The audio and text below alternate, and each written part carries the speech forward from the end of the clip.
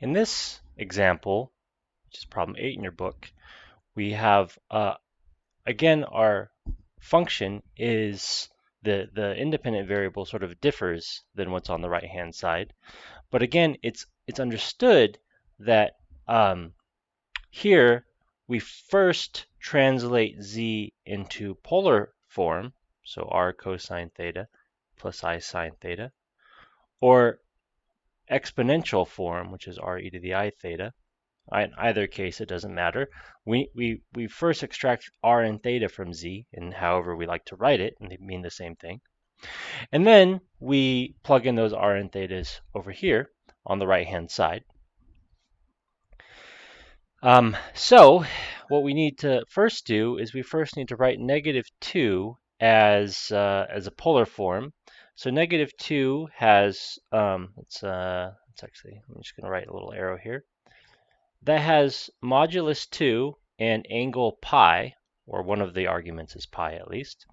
And so f of -2 is going to be r, which is 2, sine 3 pi, because that's theta, plus I cosine 2 pi.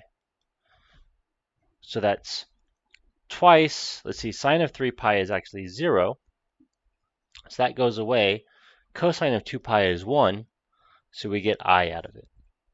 Great. And that's that. Now, the next one, we have 1 plus I. 1 plus I has modulus root 2 and angle argument pi fourths, or at least principal argument pi fourths. So f of 1 plus I is r, which is root 2 sine 3 pi over 4 plus I cosine 2 pi over 4. Now cosine 2 pi over 4 is cosine of pi halves, right? Because we can cancel, we get pi halves. And cosine of pi halves is 0, so that term goes away. And then sine of 3 pi fourths is root 2 over 2. So we're going to get root 2 times root 2 over 2 plus I times 0. And root 2 squared over 2 is 1, so we get 1. And then lastly, we have -5i. We can take as our modulus 5, and we can take as our argument, we can take actually two angles. And I'm actually going to do two separate computations. So we're going to use the principal argument for one of them. The principal argument of -5i is negative pi halves. So f of -5i is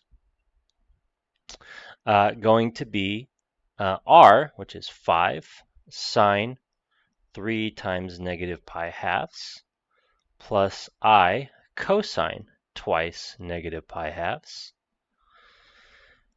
So we're going to get 5 times sine of -3 pi halves. -3 pi halves points directly upwards, so the principal argument should be 90 degrees in that case. And so sine has value 1, and then I cosine of negative pi, because the 2's cancel. Cosine of negative pi is also -1, or sorry, is -1. So we're going to get 5 minus I. So that's one way of computing it. Now, technically, what we need to do when we have our functions of r and theta is we need to sort of check that the function is well defined. What does that mean? Well defined, well, it means does the definition make sense? That is, have we defined a function? It would be bad if it mattered how we represented our angle. So we know, for example, the argument is not a function.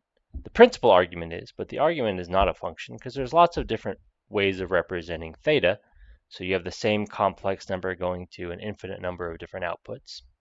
So if I were to pick a different argument, let's try another representation. So r is 5, theta is 3 pi halves. That also represents -5i.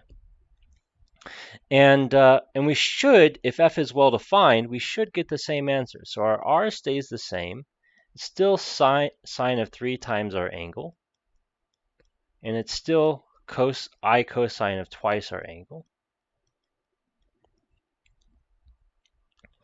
All right. So let's see. This is 5 sine 9 pi over 2 plus I sine,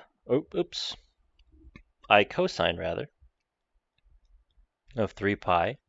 Cosine of 3 pi is -1. And 9 pi halves is 8 pi halves. 8 pi halves, sorry, 9 pi halves is 8 pi halves plus pi halves. 8 pi halves is 4 pi. 4 pi is just twice around the circle, and then we have to go another pi halves. So this is the angle 9 pi halves points directly upwards, so the sine value is 1. And so we get 5 plus -1i, or 5 minus I, which is the same as before. So is f well-defined? Well, this doesn't answer the question, and we're not really going to answer the question. But we saw that if we did a separate argument, so we changed from the principal argument to a different argument, that is, we added a multiple of 2 pi, then everything, well, at least we got the same answer. So if we scroll back up to the definition of f up here, oops, don't want to do that. If we look at the definition, if we replace theta with theta plus a multiple of 2 pi, what happens? Well, we're still going to get that theta, but then we're going to multiply it by 3, multiply the multiple of 2 pi by 3 for the sine portion, the real part of this function, and then the cosine part, well, this is the argument for the cosine, by 2. So actually, we're going to be adding still a multiple of 2 pi, and that's not going to change the output of sine and cosine. So let's just be clear. Altering theta by a multiple of 2 pi, or of pi, no, 2 pi rather, sorry.